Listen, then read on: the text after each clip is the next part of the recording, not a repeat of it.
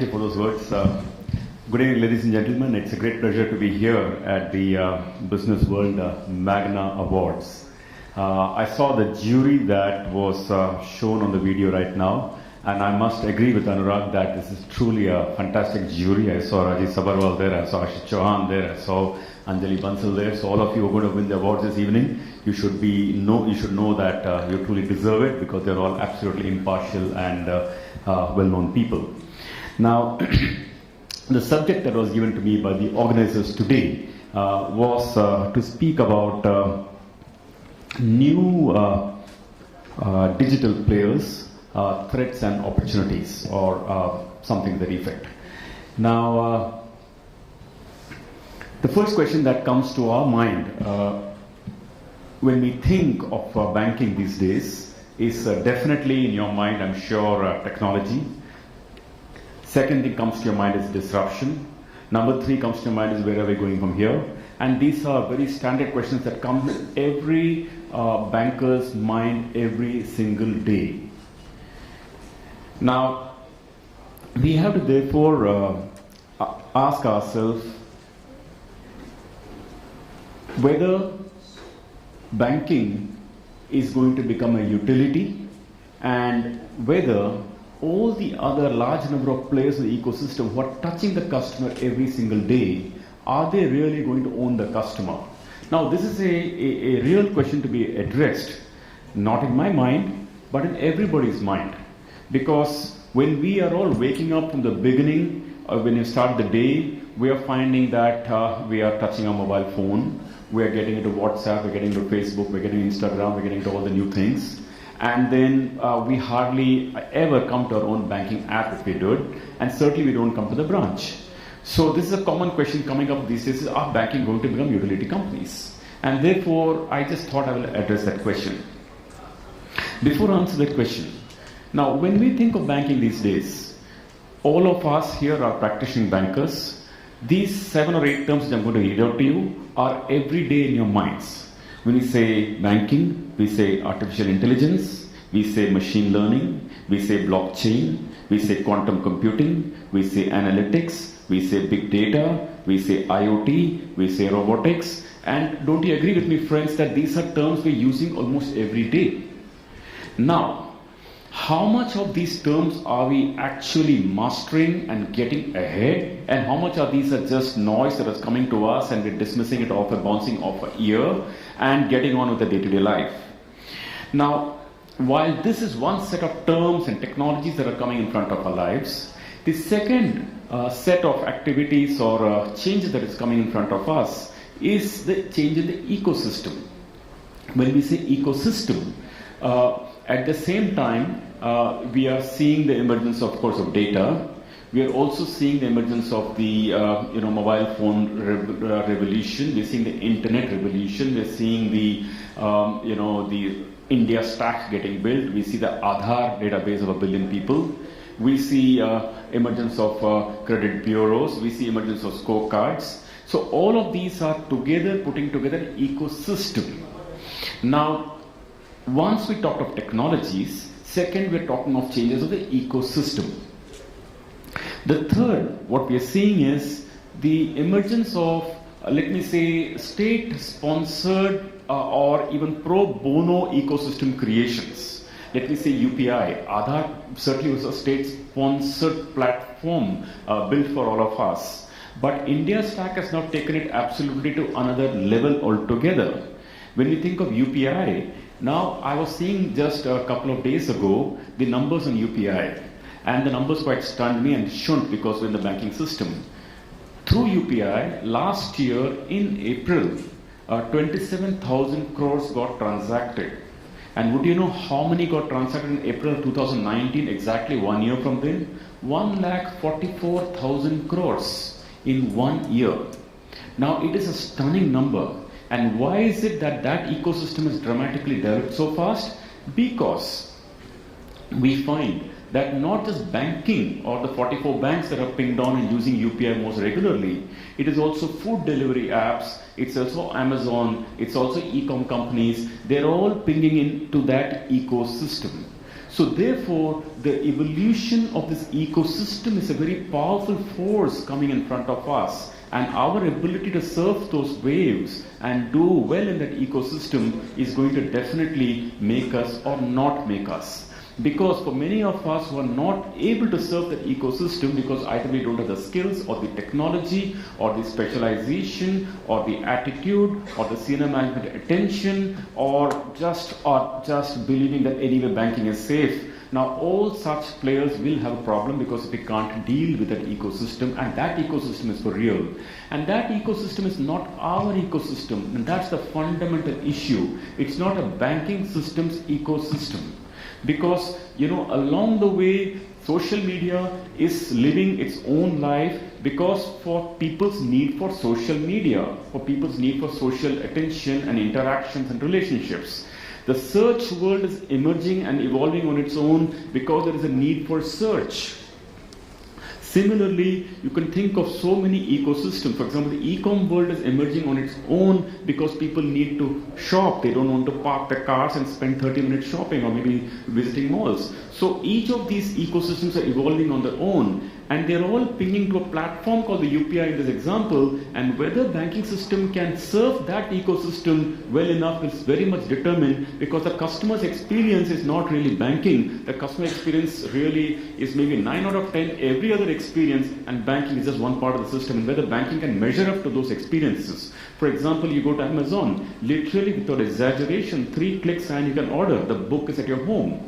Without exaggeration. Now, definitely, if that's the benchmark that we have to use to reach in banking also, that is a tall order to reach. Because once I met Amazon people at senior level, and I told them that, look, we'd like to work with you, or we were doing some sort of a relationship at Capital First. And they said, no, we're very focused on customer service.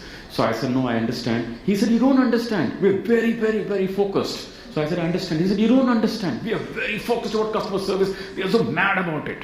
So when people think like that and speak like that, then you know that these organizations really mean customer service and customer experience of a completely different order.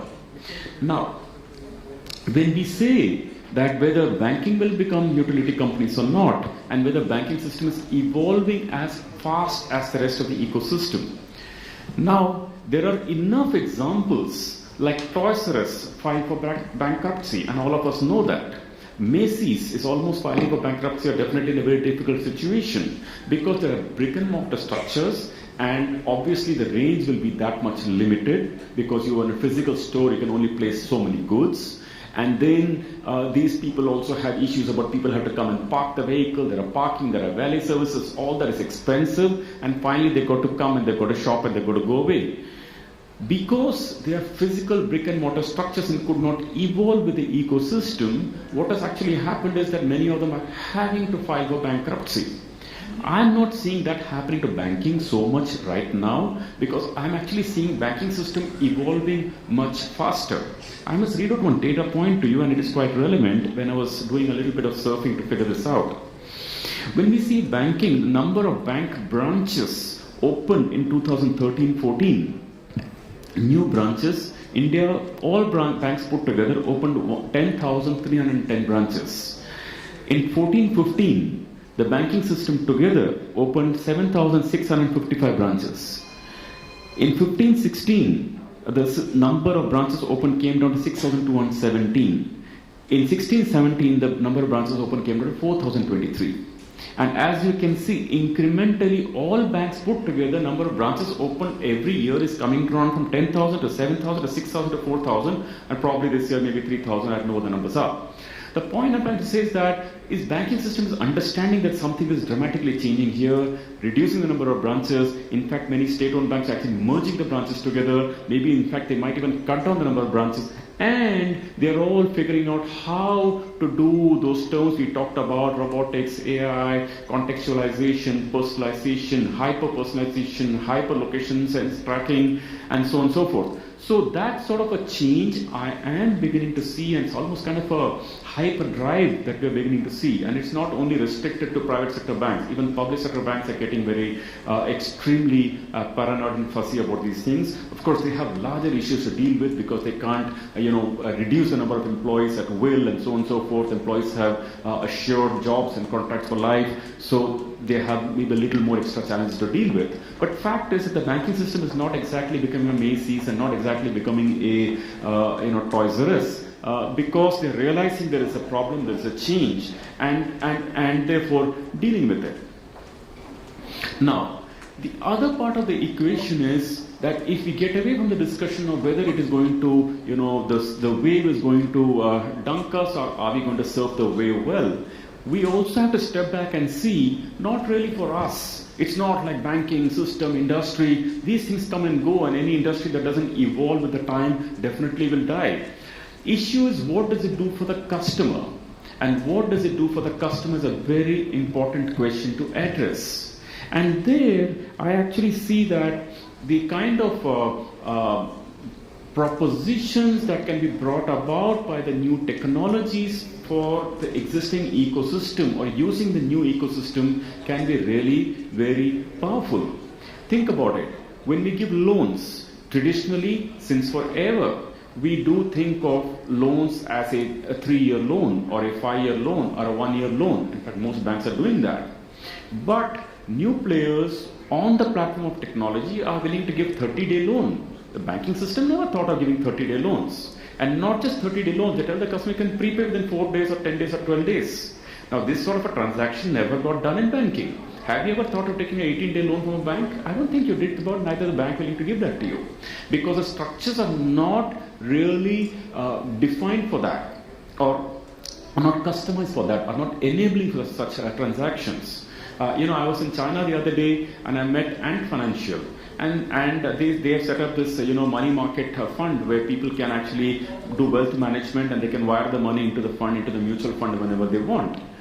Now I asked them, what is the minimum transaction you do? They said 8 yuan is fine, which means they're willing to transfer 8 yuan or 80 rupees or 90 rupees to a mutual fund and pull back 90 rupees. But can you go to Indian mutual fund today and say, I want to deposit 80 rupees to you? I don't know whether they do or not, but I suspect not. So many of these technologies are enabling transactions which is not possible to be done under the conventional structures, because the conventional technologies, conventional brick and mortar structures, the conventional systems, the conventional approaches do not enable those transactions and don't make those transactions viable, which the new ecosystem can make. And which is why we are finding that even the new banks adopting or adapting to these technologies are willing to learn this new way of doing it and bring it on. Then you say that if so many players are in this ecosystem, it's not banks. In the same ecosystem, you will find a telco giving credit. When a telco gives postpaid, what is it? It's a credit. It's a banking. When a Paytm does, enabling transactions of 200 million people, that's in a way what is enabling a financial transaction. That was traditionally banking. When you think about the fact that a retail chain is giving a prepaid credit card or a prepaid card, what is it? It's a store of money. It's banking, but it's now retail chain doing it. Whatever retail chain gives a credit to its customers and they pay me back next month, that's banking, that's credit. That's in its own conventional way. So the competition or the approach is not so much defined, and even regulation cannot be a protection to banking. It traditionally was, but will no longer be, because technology cuts across all of these things and allows a telco to give credit, or a banking to give credit, or retail chain to give credit, or someone to enable transactions. It cannot be. So therefore, regulatory protection is also no protection for these changes or evolution of these technologies. So when regulation is also not a protection, then what is the protection? Actually, I think none. But when I thought hard about this, I came across one. But I'm not sure how long this will last or not. I figured out that if a telco is giving someone a credit facility on a postpaid basis, saying pay me next month, they are paying out of the working capital. They are paying out of the working capital, and which means they are using their scarce capital. We should remember very well that equity is also capital, borrowed money is also capital. It's debt capital, all right, but it's also capital. They're having to. Now, a banking system is officially allowed to leverage 10 times the net worth.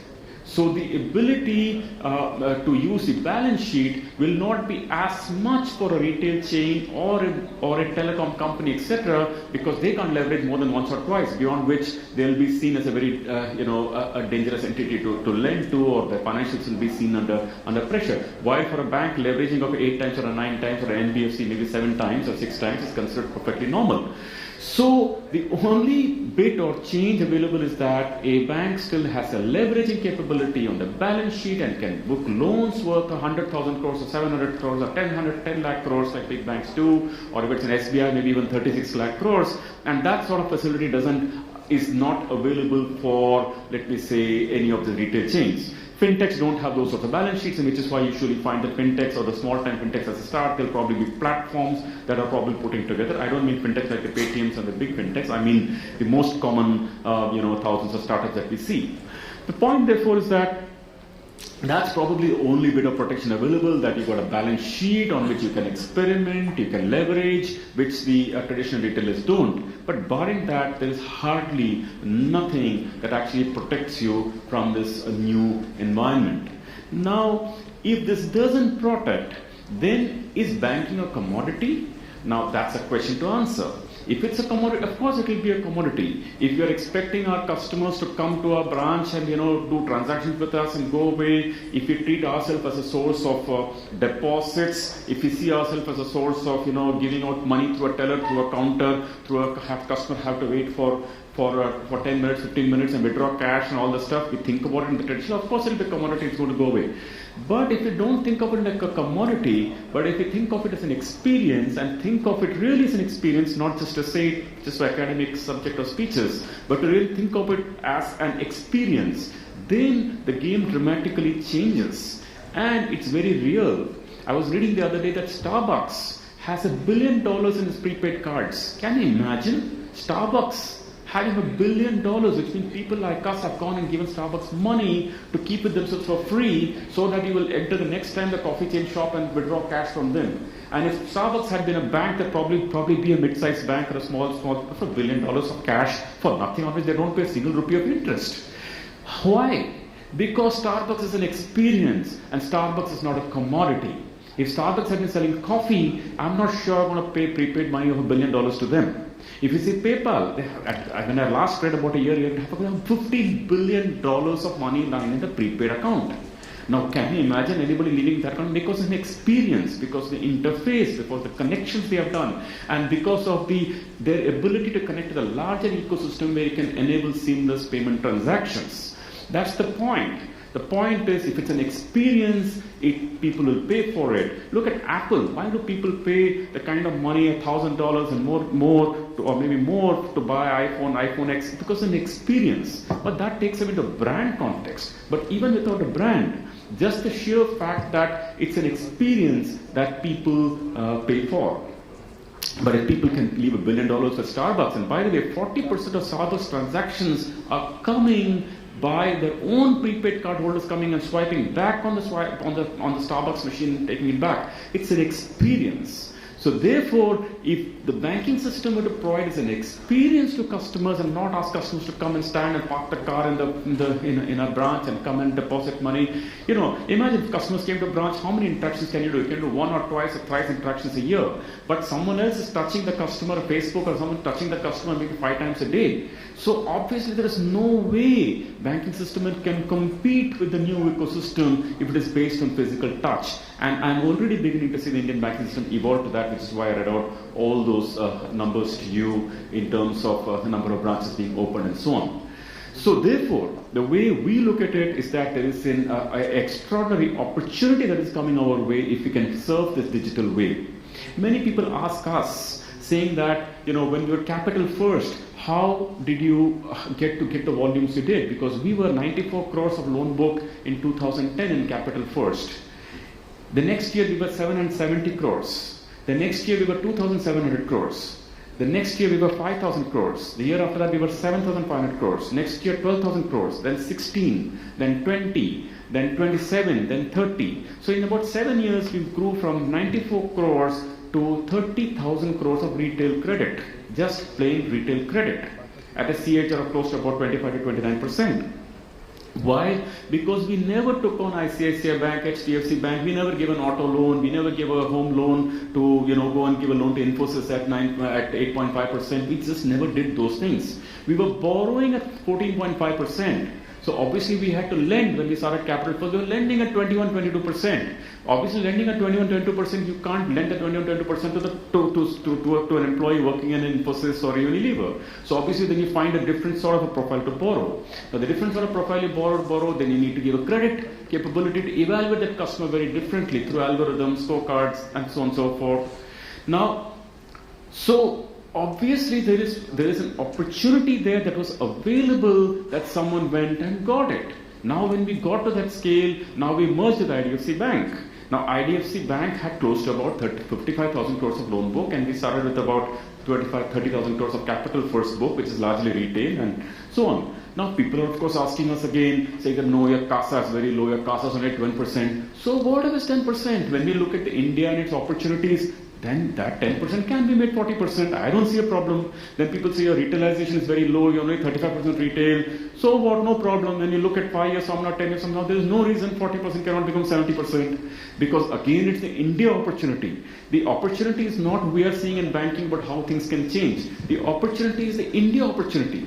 When we see that only, out of 50 million enterprises in India, all of us put together with all our hundreds of years experience have only financed 5 million of them. Balance 45 million has not been financed by anybody at all. And when we think of the economic, if you sort out even the salaried employees of this country, 94% is unorganized. Nobody has touched them. Balance 4% is all being fought between the big Cat A company and Cat B company and Cat C company. So I don't worry so much about this opportunity. I say everything has a start. So okay, if people say that your retailization is very low, it can be fixed. People say your liability is going to be a very big problem. The other day I was in an interview with Lata Venkatesh when this company was founded, and she was telling me, no, your retail is competition for liabilities is so high. I said there's no problem. This is India. The way savings are growing in this country, I read an Edelweiss research report. Edelweiss research report said that today's financial savings is 10% of $2.5 trillion. And 5 years from now, it's going to be 14 or 15% of $5 trillion. That's $750 billion of savings coming up. So I don't think anybody in the system need to convince each other how big the opportunity is. It's really very big. It's about how well we can serve the big. So thank you very much, ladies and gentlemen. That's all I had to share with you today, and I look forward to seeing you all. Thank you. Bye.